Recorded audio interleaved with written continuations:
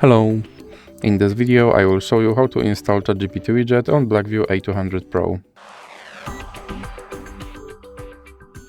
So you have to start by opening your Google Play Store, then click on search and type in Wally AI and click search, and now click install. Now you can click open and then click got it and click this button to skip introduction, then click not now and click open permissions.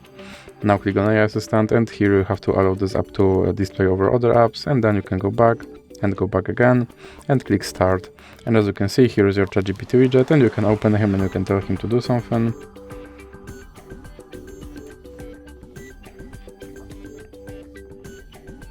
And as you can see, he responded. And if you want to remove him from your screen, simply drag him into the X icon in the middle.